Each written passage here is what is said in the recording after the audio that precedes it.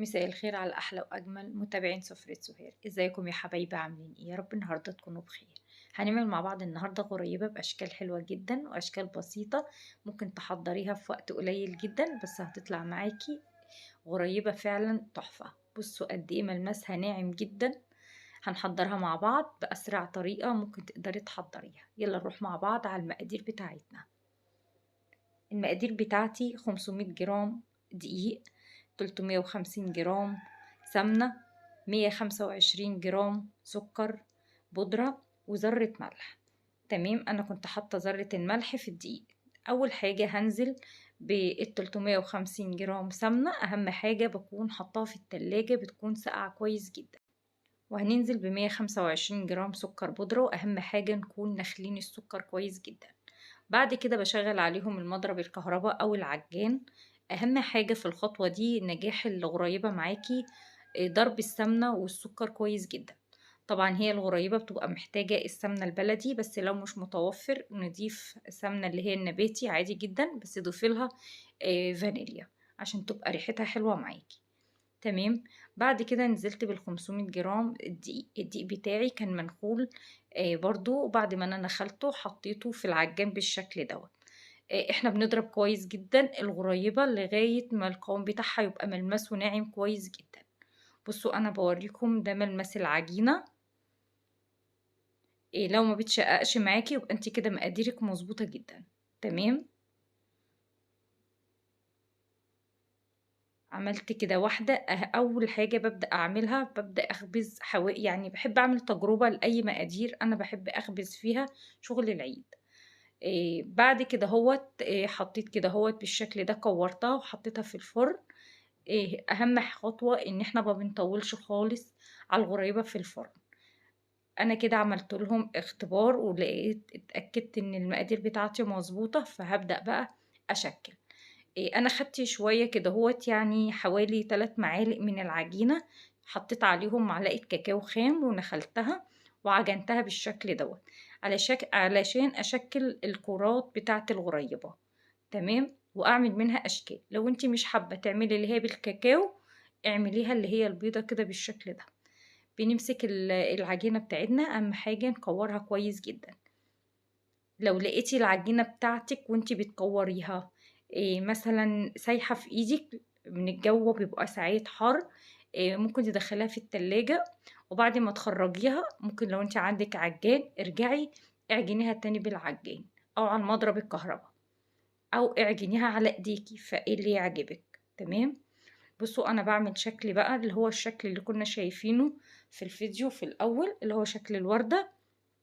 باخد كرات كده بالشكل دوت صغيرة جدا وبعملها يعني بنعمل رسمة الوردة.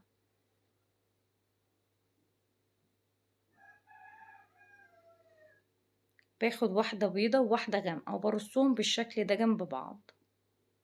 طبعا لو انتي مش حابة تعملي اشكال للغريبة اعمليها اللي هي زي ما احنا بنعملها المتعارفة، اللي هي عادية جدا، اللي هي بناخد بقى قطعة بيضة اللي هي الغريبة وابدأي حطي فيها في النص مثلا بندق او فستق اللي يعجبك، او ممكن تاخدي قطعة من اللي هي البني اللي انا عملتها وتحطيها لو ما عندكش يعني مكسرات متوفرة. بصوا انا عملت الشكل دوت وهعمل كمان شكل معاكم. باخد كورتين كبار شوية وبحطهم كده بالشكل ده وبعملهم بين ايديا كرة واحدة، بتدي شكل حلو جدا للغريبة. تمام. هعمل كمان برضو معاكم واحدة.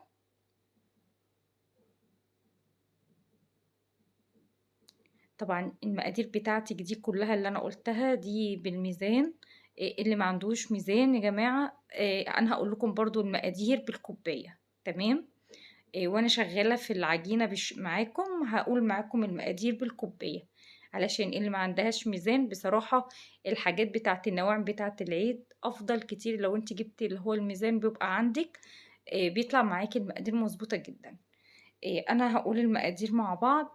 اول حاجة عندي اللي هو نص كيلو دقيق، عندي 350 جرام اللي هما كوبايتين الا ربع من اللي هو مج الشاي العادي. تمام. 125 جرام اللي هو السكر البودرة، اللي هو يعني يعادل كوباية إلا ربع، وذرة الملح. بصوا قد ايه الغريبة بتاعتنا بسيطة جدا وما فيهاش اي حاجة صعبة.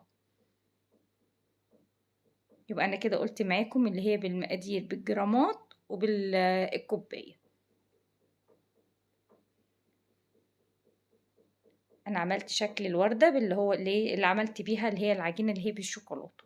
حطيت برضو واحدة كده في النص بيضة، وبعدين عملت اللي هي الحروف بتاعتها كلها اللي هي بالكاكاو اللي هو الشوكولاتة.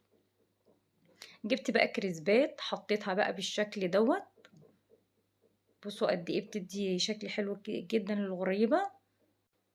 يا ريت بفكرك بقى لو انت وصلت لغاية معايا لغاية كده في الفيديو، يا ريت ما تنسيش تحطي لايك كده، وتسلم ايديكي مقدما. بصوا بعد ما خلصت بقى الشكل دوت عشان ما اطولش عليكم الفيديو، هنعمل برضو شكل تاني. يعني بصوا اشكال كلها بسيطة، ممكن تطلعي من الغريبة دي كذا شكل. بجيب حرف السكينة ببدأ ايه اعمله بالشكل اللي احنا شايفينه دوت، وابدأ اعمل فتحة في النص. بكور اول حاجة معايا حتة العجينة بالشكل دوت، وبعد كده بعمل لها بالسكينة فتحات رفيعة كده. بصوا بغطا الازازة ممكن تعملي شكل حلو جدا. بصوا قد ايه من حاجات بسيطة عملنا كذا شكل للغريبة حلوة جدا. هتقدميها بقى على العيد، الاولاد هتنبسط منها كتير جدا. بخلص بقى كل الصاج باشكال بقى اللي تعجبك اعمليها. بصوا يعني انا عملت معاكم كذا شكل، وانتوا طبعا اختاروا الشكل اللي يعجبكم. ممكن تعملي بس حاجة واحدة من شكل واحد للغريبة بتاعتك. تمام. بعد ما بنخلص الكمية طبعا بنبقى مسخنين فرن البوتاجاز كويس جدا، وبعد كده بندخلها على درجة حرارة 160. بصوا انا عملت الشكل اللي هو كان بالغطا بالشكل دوت. اعملي بقى وابدعي في الغريبة بتاعتك باشكال حلوة خالص. عندك كذا شكل. تمام. اول ما بنبقى حاطين بقى الغريبة بتاعتنا بيبقى زي ما انا قلت لكم على درجة حرارة 160. عشان تختبريها يا دوبك تاخد يا دوبك اللون اللي هو الاشقر خفيف جدا. يعني بصي تعملي اختبار للغريبة بتاعتك. تطلعي واحدة وتشوفيها لقيتيها استوت معاكي تمام. ما تلمسيهاش غير بعد ما تبرد خالص. الغريبة بتاعتنا ناعمة جدا. يا ريت تجربيها بمقادير مظبوطة وتكتبي لي في التعليقات. لو عجبك الفيديو ما تنسيش تعملي لايك واشتراك وتفعلي الجرس. استنوني الفيديو القادم. باي باي.